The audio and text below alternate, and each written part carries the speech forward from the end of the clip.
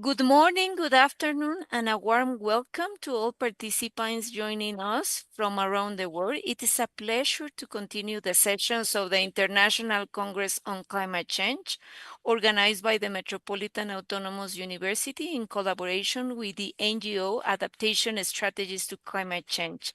In this second keynote session, we are truly honored to welcome Dr. Kok Sing Won from the Hong Kong University of Science and Technology, an inspiring researcher and global leader whose work embodies innovation, interdisciplinarity, and commitment to sustainability.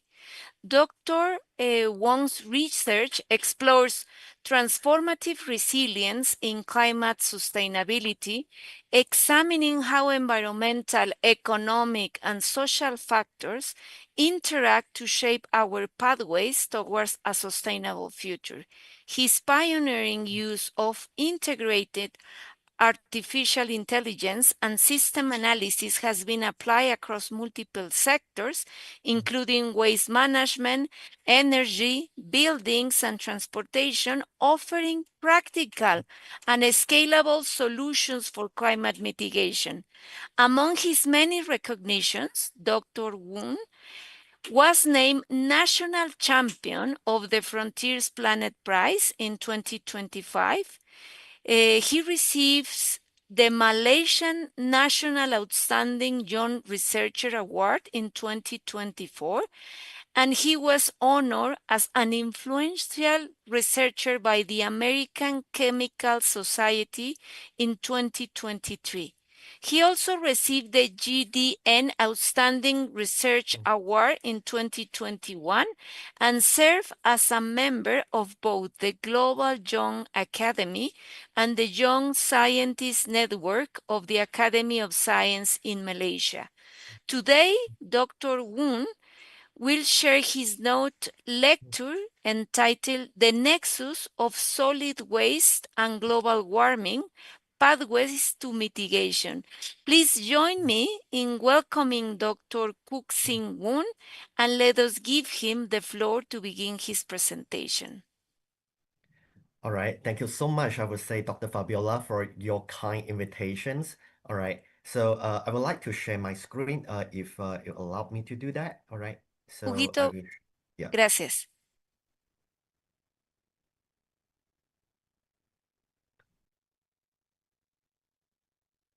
All right, so I'm sharing my screen. Hopefully you can see from my side. Perfectly. Very good. All right. Yeah. So once again, thank you very much. I would say, Dr. Fabiola, for your kind invitations. Hello, everyone. Good morning, good afternoon, and good evening, depending on where you are. I'm Vincent Woon, currently serving as an assistant professor at the Hong Kong University of Science and Technology based in Guangzhou.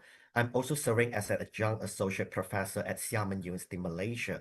So today it's my honor to give you a presentation entitled The Nexus of Solid Waste and the Global Warming, and understanding well how would the pathway to mitigation, especially to achieve the Paris Agreement.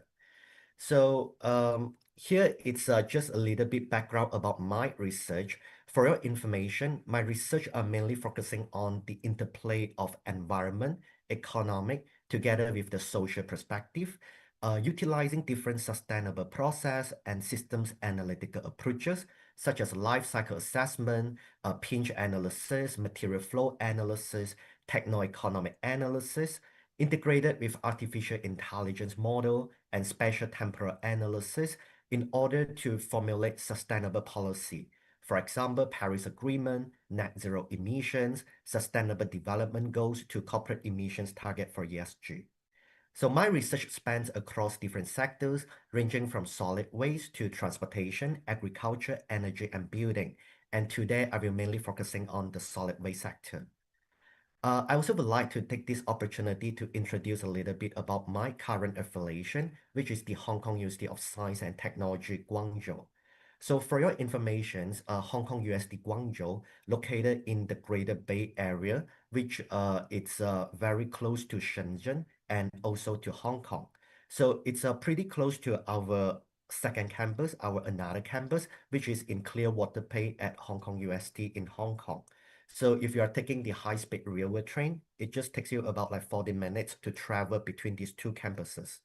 So in terms of our QS World University ranking, we rank in the world of number 47 in the year of 2025.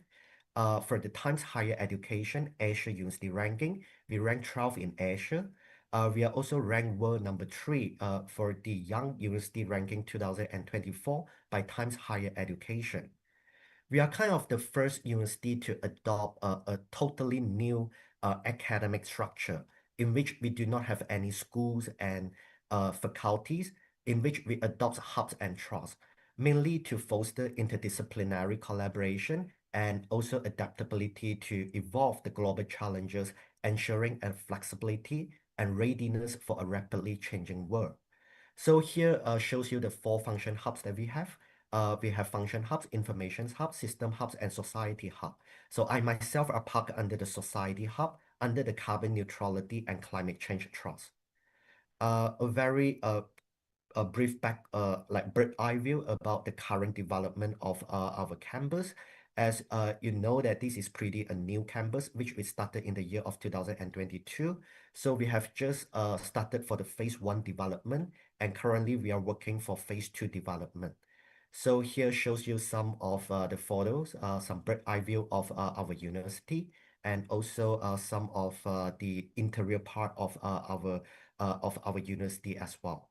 So with that, I always welcome every one of you to come to visit Hong Kong USD Guangzhou. So now comes to my presentation. So my presentation will be divided into these 4 parts, starting from a research background to give you an overview to talk about the greenhouse gas emission in the solid waste sector and how does it link to the Paris Agreement and together with the Global Methane Pledge. I will share with you one of my publications that I published in Science, which relate to all those research methodology in terms of data collection, greenhouse gas forecasting, and also to talk about the emissions budget allocation. I will share with you some of the result and discussion in terms of how the global municipal solid waste system in meeting the 1.5 and 2 degrees Celsius in relation to the Paris Agreement and Global Methane Pledge. I would also like to share with you some of the other publications that relate to the solid waste and climate change, and I will make a conclusion. So without much further ado, let's look into the research background. So according to the World Bank, if you look from an overview of the global pictures of municipal solid waste, right at this moment, we generated 2.24 billion tons of municipal solid waste in the year of 2020. And it's expected to increase 1.7 times in the year of 2050. And to make it worse, if you look into the developing countries, because of the growing of the populations and the GDP, the increment rate of the municipal solid waste generation can be much faster than the world average, which is almost 3 times in the year of 2050. And if you look into the way how we dispose and trade for our municipal solid waste, if you look and check through different income levels, you can see that could be pretty diverse. For high income level, because of high capital investment in the treatment and disposal infrastructure, you can see that could be a diverse in terms of how they trade for the municipal solid waste, ranging from managed landfill to composting and even have a high recycling rate. But if you start to focusing on those lower middle income, especially low income country, it's pretty saddening to say that you can see that most of the waste that we are currently disposed of is still at the open landfill, meaning that they are unmanaged, they are untraded. So if you look into the way how we trade for our open landfill, that, as I mentioned, that it could be pretty unsustainable. So it will cause a lot of environmental issues and even public health concerns. Like for example, that could spread the disease by the different vectors, such as like birds, insects, and rodents. It will generate the greenhouse gases, especially the methane gas, and also the air pollutants. It will contaminate the soil and the groundwater because of the toxicity leakage. And lastly, it will also create economic inefficiency because whatever we throw into the landfill could consist of those precious material that we can use it for recycle and reuse. So among the overall municipal solid waste composition, I also would like to draw your attention to the food waste, which consists of like 44%, like almost half of our municipal solid waste composition. And we know that for food waste, it consists of high moisture content, it's perishable as well. And if we are not going to treat it in a timely manner, it could be pretty odorous. What's more, food waste is an organic waste, so that if we are not going to treat it properly, that actually will incur a high generations of the methane gas. All right, so that actually will make the solid waste sector as one of the top methane gas emitting industry. So there's a lot of countries are trying to move forward from open landfill to a proper treated landfill, or we call it as sanitary landfill system. So just to give you an overview, how does a sanitary landfill system will looks like? Uh, for a sanitary landfill system, it will cover with all those like liner system in order to avoid all those dirty water to leach into the groundwater. You do have the leachate collection system in order to collect all those leachate or dirty water. You treat it before you discharge it into the ocean, into the water compartment. What's more, you do have this landfill gas collection system. So under this landfill collection system, it consists of almost like 60 to 70% by weight for the methane gas, and the remaining would be the carbon dioxide. So you are going to collect this methane gas in order to use it for heat and electricity generation. So here shows you one of the example of a sanitary landfill based in Hong Kong. You can see like how they collect the landfill gas to generate heat and electricity, which that could use it to replace the heat and electricity to be generated from the coal-fired power plant. So as I mentioned, that municipal solid waste could be pretty complex because it consists of like different components, such as like glass waste, food waste, paper waste, or bottle waste. So we cannot just rely on one single dominating facility to treat all types of waste. We have to diverse our waste to the appropriate waste disposal and treatment facilities in order to generate different valuable resources as well, which you can use it like, for example, to put it into the composting to generate all those biofertilizer, to use it for electricity and heat generation, recycle, or even to use it as a livestock feed. So that comes to a new concept that we always talk about, how to move forward to circular economy.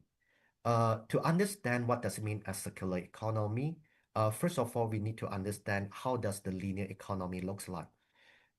In fact, right at this moment, we are living kind of under the linear economy because most of the products that we are using, it consists of like this linear economic system. Starting, we take like all the raw materials from our natural resources, we make it to become our product, we use it, and lastly, we usually will just dispose it off. So we have to convert our mindset from the linear economy to the circular economy concept, which is beyond the 3R concept. We are not just talking about the reuse, recycle, and reduce.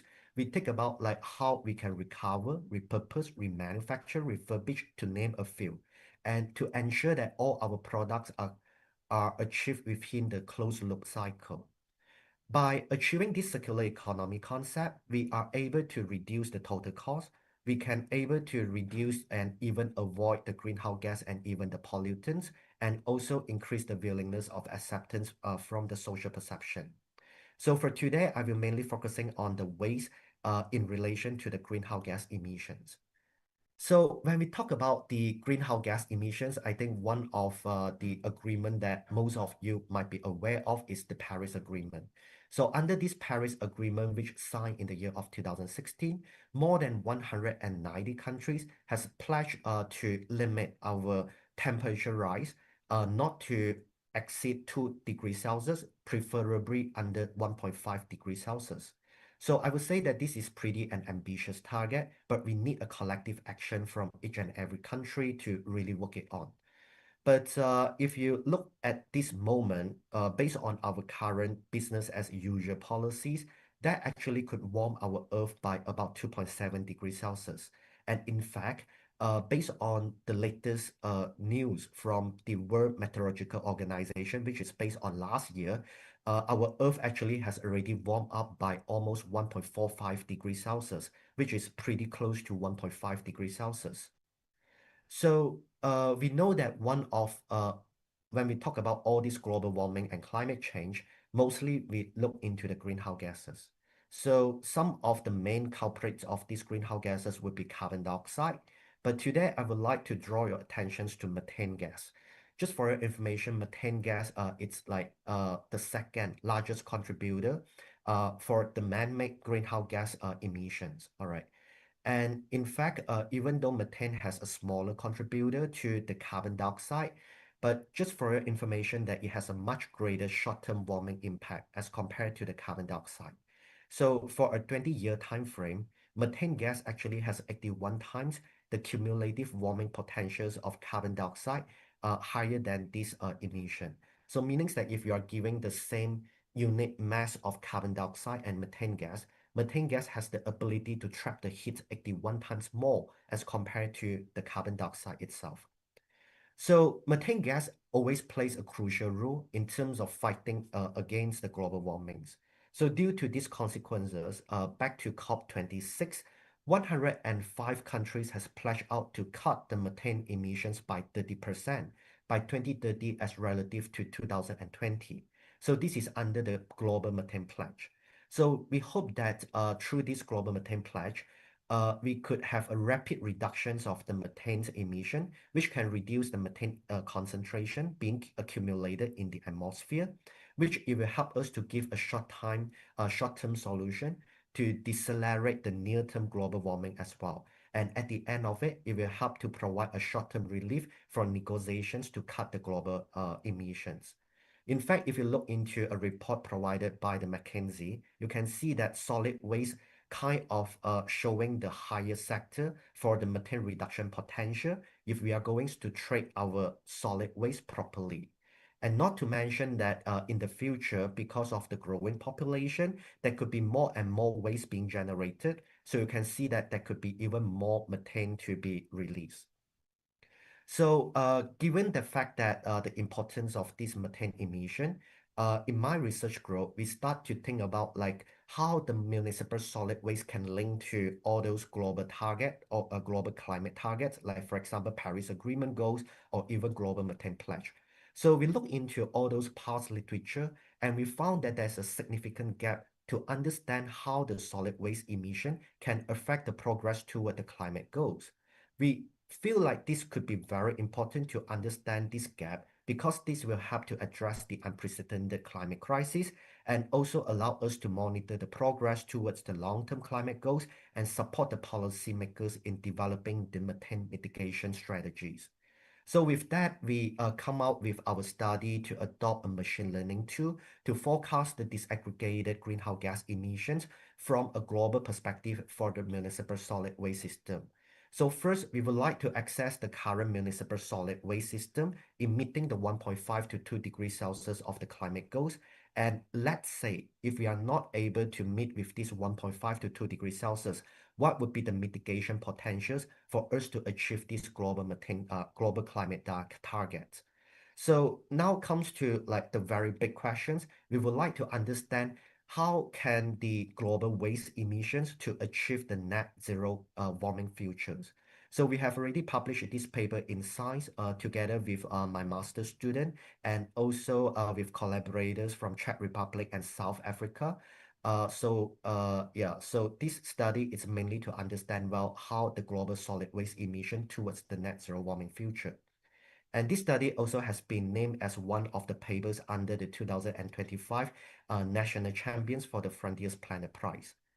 So now comes to like a brief background to talk about the research methodology that we adopted in this study. So to make it short, for this study, we can divide the whole methodology into these four main steps, ranging from data collection to forecasting the municipal solid waste generation, adopting the artificial neural network to estimate the greenhouse gas forecasting, and lastly, to understand well the cumulative emission budget assessment based on different scenario analysis.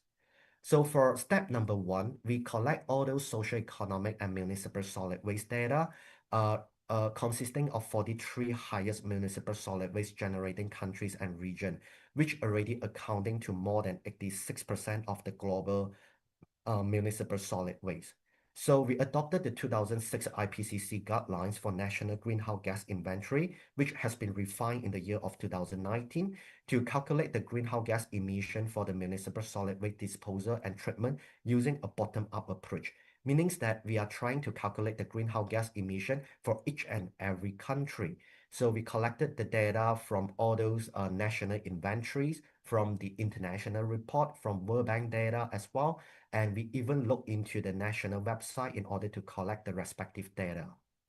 So from there on, we started to predict the municipal solid waste generation by 2050 using the panel data regression model, which we already found that a lot of study has highlighted that the population and the GDP, it's the two main socio-economic factors to affect the municipal solid waste generation. To understand well the uncertainty of the municipal solid waste generation, we also adopt the shared social economic pathway, or in short form SSPs, that has been promoted by the United Nations to understand well how the future scenarios to mitigate and adapt to the climate change challenges. So we look into starting from SSP1 to SSP5. Somehow SSP2, it's like the most representative scenario based on the current business as usual policy.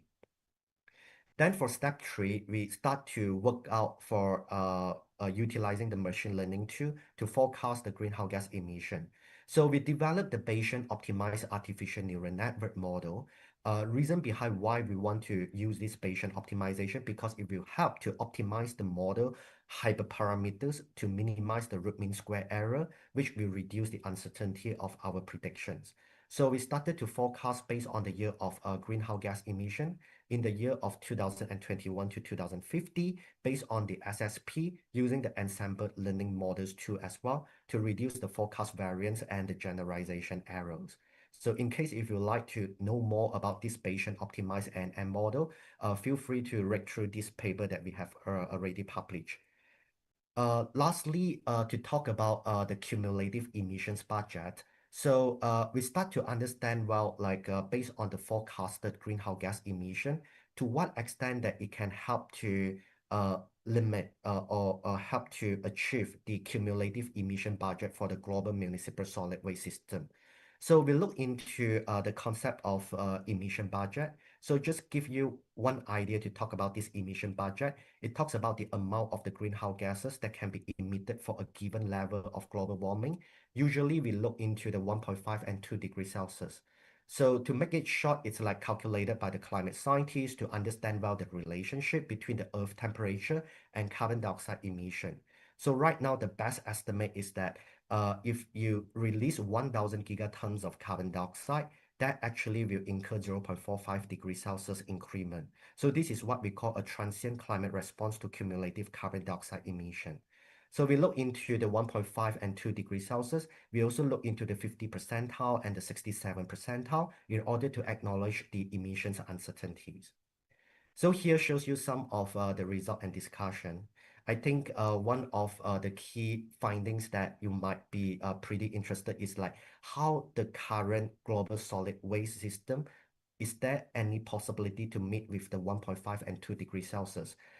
Based on our findings, sadly, it's not able to meet. Somehow, the current global municipal solid waste system will exceed the 1.5 degrees Celsius emissions budget between 2028 and 2029, which we talked about 3 years later. And the 2 degrees Celsius emission budget that could be achieved in between 2038 and 2043. If you look into the cumulative greenhouse gas emissions that could reach up until 33 to 34 gigatons of carbon dioxide volume equivalent. So with that, right, we think about, will there be any like mitigation potentials that we can propose in order to allow us to meet with this 1.5 and 2 degrees Celsius? So here, we're focusing on the SSP2 because, as I mentioned, this is based on the most current state of policy, the business as usual case policy, more representative to our current environment. So we propose these 4 individual mitigation strategies, ranging from halving the waste, which is in line of the SDG 12, the digest organics, which we send the organic, like for example, the food waste into anaerobic digestions. We also think about composting the organic waste. And lastly, to retrofit the landfill, meaning that changing the landfill from open landfill to sanitary landfill. So we look into different income levels as well, starting from high income levels to low income levels. And from here, we find a very interesting finding that the effectiveness of the mitigation scenario can be varied according to different income level. Like for example, if you look into high income level, halving the waste generation is more effective in high income level. But if you look into those middle income level or even low income level, diverting the organic waste to biological treatment is actually more effective. This is mainly because for those countries that have a higher share of organic waste. So what actually we would like to highlight is that there's always no one-size-fits-all solution. So let's say if you talk about high income level, having waste is the best solution, but it might not be practical to the lower middle income level. So the greenhouse gas emission reduction potential are intricately linked to the income groups because of the different heterogeneity and also the biodegradable and the combustible municipal solid waste composition. So with all these mitigation potentials, we also try to understand, is there a possibility for us to stay within the 1.5 and 2 degrees Celsius? So we found that, let's say for retrofitting the landfill itself, it's marginally to stay within the 2 degrees Celsius limit in the year of 2050, which it's not able to achieve the Paris Agreement goal. If we are going to focus on compost or even half waste, it seems like possible to make with 2 degrees Celsius, but because of the significant reductions of the methane gas, but you can see that it's still like marginally, all right, to meet with the 1.5 degrees Celsius, which some of them it's not able to meet as well. So with that, we think about like how if we try to adopt all these 3 strategies together, instead of we are going to implement the strategies individually. So we found that if we are able to adopt all these 3 strategies, retrofitting landfill, composting, and even halving the waste, somehow it are able to allow us to achieve a net zero warming in the year of 2050. So here we would like to highlight another clear message, which we would like to say that because of the different compositions of the municipal solid waste, there's no single dominating facility that can help us to treat all types of waste. An integrated waste treatment facilities is always needed in order to cater for the waste heterogeneity. And another findings that we would like to highlight is about the global methane pledge. So if you still recall this global methane pledge, we talked about 30% of the CH4 reduction by 2030 as relative to 2020. So again, we also look into the individual strategies and also for the all strategies. All strategies meaning that we start to combine all these strategies together. So we found that the CH4 emissions, all right, based on the business as usual case, as compared to the all strategies, it's able to achieve a complete adoption. If we are able to achieve a complete adoption by 2050, it's able to reduce up until 80%. So it seems like we are able to achieve this 30%. However, you have to know that this 30% of methane gas, based on our pledge, we need to achieve in the year of 2030. So it's somehow the design mitigation strategies cannot timely reduce the 30% of the CH4 emission as relative to 2020. So we need to accelerate the complete adoptions of the mitigation strategies by at least 9 to 70 years, all right? So what actually we would like to highlight in this paper is that when you look into all those mitigation potentials that we are proposing over here, like retrofitting the landfill, composting, halving the waste, it's not all those like very advanced technology. In fact, most of the technology that we are proposing can be also easily adopted in the developing country as long as there's a policy to support it. All right. So what actually we would like to highlight is that there are always existing technology, all right, in order to overcome the global warming impact in the waste sector. But the main issue is that we must act fast, all right, in order for us to meet with this Paris Agreement goal or even global methane pledge. So we also think about like what would be the next step for our research agenda. So in this research, we provide all those data-driven, evidence-based solutions, propose the mitigation potentials, strategies on how to reduce the global warming impact based on the solid waste sector. But in order to make it realistic and practical and to make it work, policy and the enforcement from the government together with the integrations or the implementation from the enterprises and also the community are very important. So right at this moment for our next research agenda, we are thinking about how to use all these data-driven approach results and discussion to formulate a sustainable policy. So we are thinking about to develop an AI digital twin-based data-driven analysis for our policy tools that could integrate the direct regulations together with the economic instruments and also the social tools of it. So this actually will allow us to link directly from our research data-driven study to the policy implementation. So that's all about the study related to the global solid waste. I also would like to share a little bit about of my other publications that relate to the solid waste sector. Um, just to give you an overview about my research in the past 5 years, as I mentioned that my research mainly utilizing different sustainable process and system analytical approaches to develop circular municipal solid waste management development. So my research mainly focusing on these three questions. First is that we know that municipal solid waste consists of different types of waste. So how can we design an integrated municipal solid waste framework that can treat all different types of waste from a sustainable manner? Especially to take care into the environment, economic, and the social perspective. And secondly, how can we achieve carbon neutrality in municipal solid waste policy making as well? And lastly, because you can see that for my study, we mainly focusing on utilizing different data to provide evidence-based approach. But somehow, especially if you talk about underdeveloped country, they do have a lot of data gap issue. So how can we leverage the use of machine learning tools in order to overcome the data gaps, mainly because of insufficient and obsolete data? So one of my study is that I start to focus under the Malaysia environment to develop an optimization tool in order to understand well how to design a sustainable policy, a municipal solid waste management policy, mainly focusing on the economic and environmental objective.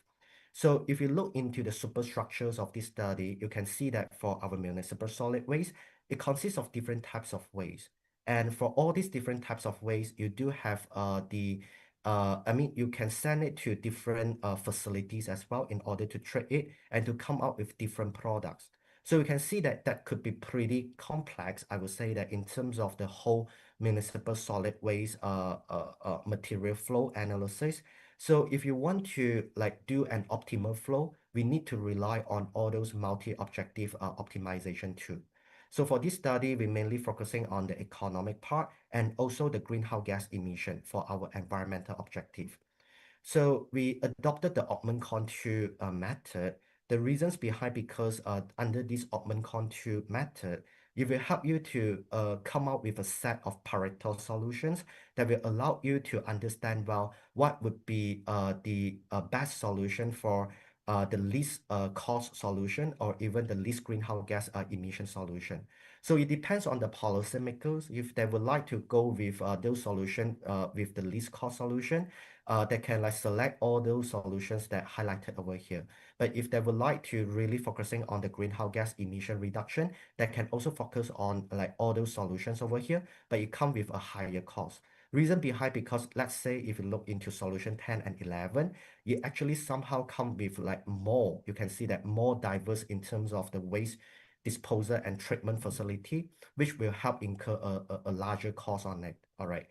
So this is one of our study that we're focusing on the optimization model. But for this study, we just mainly focusing on the operational side. We do not really focusing on the construction side or even the demolition side, which will also incur a lot of greenhouse gas emissions. So we think about, is there a possibility for us to adopt life cycle assessment on the solid waste emission? So just for your information, life cycle assessment, it's a standardized ISO standard that has been widely adopted, no matter from a national perspective or a corporate perspective, to assess the environmental impacts of a process or a product from a life cycle perspective. So in this study, we start to understand, we make a review, understanding well how life cycle assessment has been adopted into the solid waste management. So we found a pretty interesting finding that most of these LCM mainly focusing on the mixed municipal solid waste, but they're not really focusing on the individual waste components. And most importantly, when we look into the integrations of life cycle assessment together with the together with the economic impacts, we found that most of the study that do not really integrate into the economic impacts on it. So with that in mind, we started to think about how to integrate the life cycle assessment together with the multi-objective optimization in the food waste sector. So under this study, we try to understand well the trade-off between these three aspects: the health impact, the environment impact, and also the economic impact. So here shows you the overall framework that we developed. So under this study, we are not just focusing on the greenhouse gas emission, we are also focusing on the other environmental impacts, which will come out with the human health, ecosystem, and also the total cost. And lastly, we come out, we conduct with the post-optimization model, which we integrate the LCA together with the optimization. So again, it comes out with a Pareto set of solutions, which you can see that it gives you the most economic solution to the least damaging solution. All right. And we also work out for a sensitivity analysis to understand well how sensitive the prices, all right, to our solutions. And in which we found that the prices of the electricity, the cooking gas, and even the livestock feed can be pretty sensitive to our result. Uh, but however, for this study, we still yet to integrate with the social perspective. And we know that if we want to develop a sustainable municipal solid waste management framework, society, the social perspective is also important. So this is the study that we start to integrate the three Ps. When we talk about the three Ps, involve the planet, which links to the environment, prosperity links to the links to the economic, and people links to the social. So under this study, we start to use all those life cycle assessment too, like for example, life cycle assessment for environmental impact, life cycle costing for economic impact, and social life cycle assessment for the social impact. So we use the different tools in order to come up with the single score, and we develop this sustainability assessment profile in order to understand well what would be the best scenario for us to implement. And lastly, we also try to link our result to the SDG goals as well. So here shows you the 10 results that we have highlighted over here, in which we found that all these scenarios that integrate with 40% of recycling, coupled with the composting and anaerobic digestions, is the most sustainable scenario. So this aligns to our past study that we're always focusing on the diversifications of our waste treatment disposal facilities. We cannot always rely on one single dominating facility to treat all types of waste. And under this study, we also try to proposing different policy in order to move forward to a sustainable municipal solid waste management development. But again, all right, we also found that there could be some difficulty for our study to communicate with the policymakers, because sometimes when you work out for life cycle assessment, especially when we look into different impact categories, it comes with different units that are not easily understandable by the policymakers. So we think about, is there a possibility for us to integrate the life cycle assessment cost directly into the life cycle costing? Somehow for the life cycle assessment, we will consider it as an externality cost. So in this study, we start like to integrate the externality cost, which we found out from the life cycle assessment, together with the life cycle cost, which we involve all those capital costs, operating costs, which we call as budget costs. And we do another round of optimization through the P-graph optimization.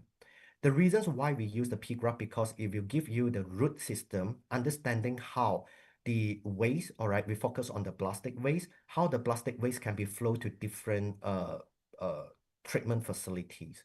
So one things that we would like to highlight is that if you consider the externality cost, which is those environmental pollution costs, you can see that how the results can be converted. Let's say if you focus on the incineration, which is the combustion process, together with the mechanical recycling. So without the externality, you can see that the mechanical recycling, it's a positive value together with the incineration. So a positive value means that it will actually give you an environmental gains. Reason behind, because for incineration, even though we combust it, but we produce electricity. Those electricity could also help us to reduce the environmental impacts. All right. However, but if you try to include the externality cost, you can see that for the incineration pathway, there's a change of sign from positive to negative. The reasons why there's a change of sign, because there is a high externality loss for the incineration plant, which because of the terrestrial ecotoxicity contributed mainly by the vanadium emission. And with that, right, it means that if we are not going to incur this externality cost, there would be a free ridership loophole happening into our circular plastic economy. So we need to consider the externality in our extended producer responsibility implementation. One more study is that we also try to understand how our study can link to the carbon emissions neutrality. So this is a review paper that we look into different sector, and one of the sector is based on the solid waste.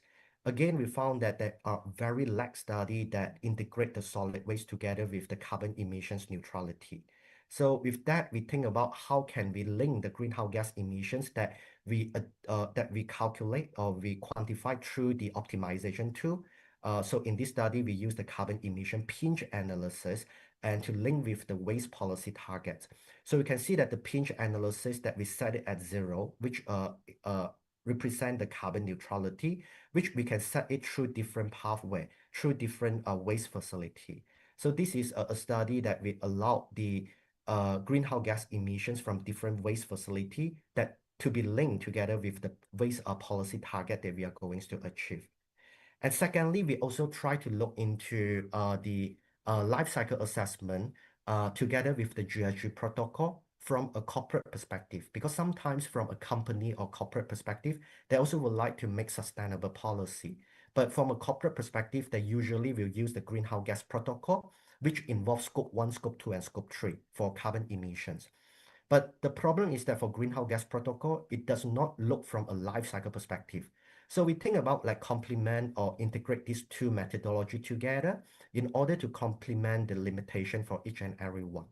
So here shows you like the result in which you can see how the complement of these two methodology can help to allow us to have more information. Like for example, for this study, we focusing on palm waste because in Malaysia, we do have a lot of palm tree. And for this palm waste, one of the alternative is that we convert into pellet production for heat generation. So for this pellet plant, we work together with one company and understanding well how much carbon dioxide being generated. And we found that the scope 1, which is the direct emission, is the major emission, mainly because of the wastewater production and to dry the fuel combustion. So from there on, you will know that the scope 1 is somehow the highest emission, and the company actually can start to implement some respective policy to mainly focusing on all these hotspots. And what's more, because we are working from a life cycle assessment perspective, so the company also able to calculate for the life cycle carbon emissions.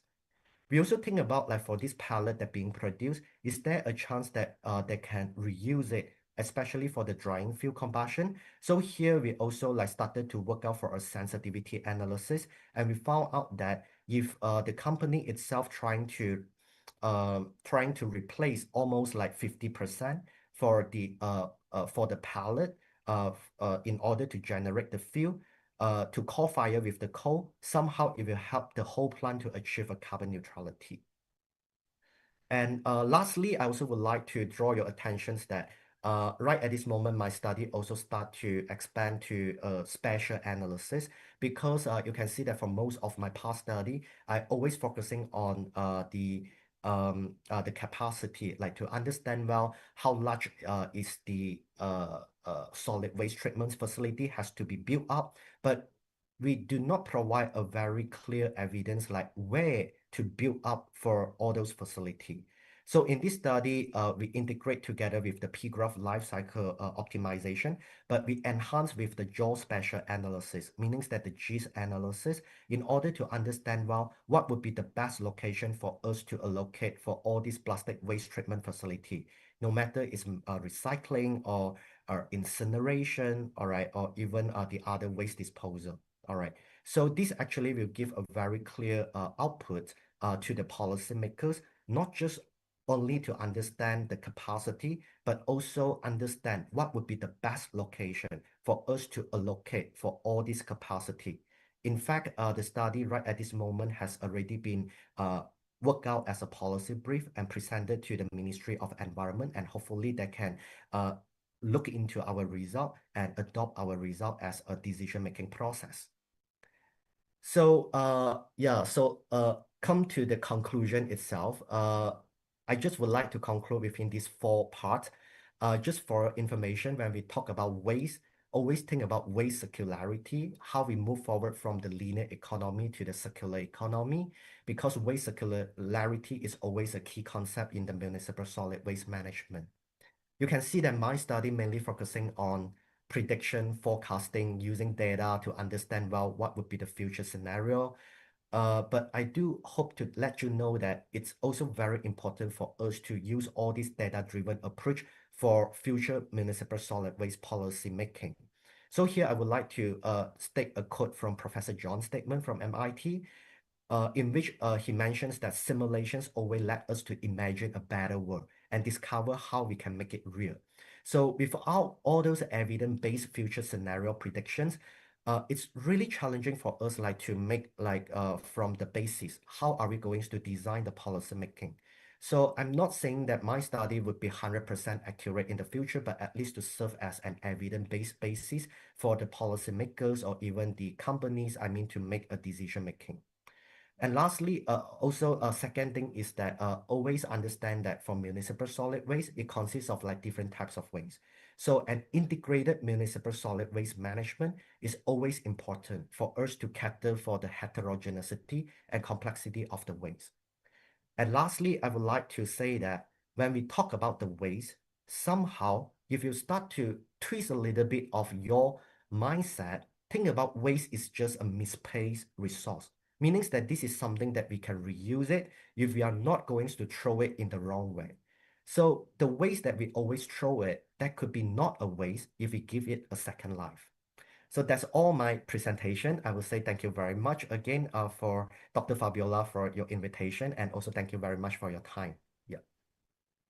Thank you very much, Dr. Woon, for your enlightening presentation. Your work highlights how the management of solid waste intersects with climate action and how systemic innovation can turn to a challenge into an opportunity for sustainability.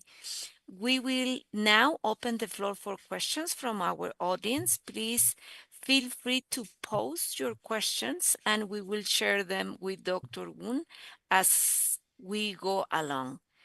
Dr. Woon, your research bridges environmental, social, and economic system. From your perspective, what are the main leverage points where improvements in solid waste management can have the greatest impact on reducing greenhouse gas emissions? All right. Very good questions. I would say that, as I mentioned, that in order to design a sustainable municipal solid waste policy framework, we have always catered for the 3 perspectives: the social, the environment, and the economic. So when we start to make a decision making, we cannot just rely on one single factor. So if you talk about the greatest challenge, I would say that the policy part will always be the greatest challenge to make it, especially when you want to cater for all these three aspects, because they could always like contradicting to each other. Like imagine that if you want to have a very low carbon or environmental friendly waste treatment disposal facility, the country or even the government itself, they have like to spend more money and more capital investment on that. So the key question is that how can we like find out a trade-off in order to sustain for our municipal solid waste. And for some country, they might find that incineration could be a very good option. You just put all those waste for incineration, but you also have to think about from the social perspective. Not all community will like accept all those incineration. Imagine that if we are trying to build an incineration plant at the backyard of your house, all right, I believe that you will start to against it as well. All right. So you can see that there could be a lot of complicated issues, but most importantly, we must to have a good policy and lastly, a good enforcement as well. And the enforcement has to come with the collaboration from the government, the enterprises, and also the community. Thank you, Dr. Wong, for your answer. We have another questions related to policy and local context. Based on your experience in Asia, what lessons or successful strategies could be adapted to Latin American cities, Mm. especially those facing informal waste management systems? All right. Yeah, I would say that there's a lot of good examples that has already been like implemented in some of the Asia countries. Like for example, in Japan and South Korea, they do have a very high recycling rate. I would say that when I visited those countries and talked to the professors with those countries, I think there could always come with two main successful factors. I think one of the factors is about the mindset. You can see that, like especially for Japan education, they actually have already instilled the habits of recycling since very young. So if you go to their even kindergarten or even the primary school, you can see how the students that already like start to behave, all right, to work and practice for these recycling practices. And this actually come with the collaboration from the teacher and also the parents itself. And when I talk about the recycling, it's not like forcing them to do. You can see that how the people themselves that are willingly to do it by themselves. All right. And I visited Japan before, and if you go to the street, you can see like literally there's no like general dustbin, but the street actually can be pretty clean as well. I think at the end of it, it's still about like the mindset, the habit of how they make themselves like to make the nation clean and how they work out for the recycling practices.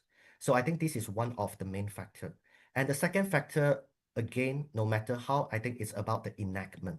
Meanings like when you have the policy, you still need to have a good regulations to monitor, to progress it. So I can see that this happened very stringently in Japan and South Korea as well. They do have a very like high punishment or fine, all right, if you are not going to dispose of your waste properly. Like for example, if you do not do a proper waste segregation, they are not either like not to collect your waste or even you will get a fine punishment on it. All right. So again, all right, I would like to emphasize that when we talk about a good policy, not necessary that we have to keep relying on all those very high technology or advanced technology. Somehow waste, it's something that has to be a culmination, I would say that a culmination effort from the community, how we change our behavior, and also how the policy that being implemented by the government and to work together and to make it as a successful one. Thank you, Dr. Gun.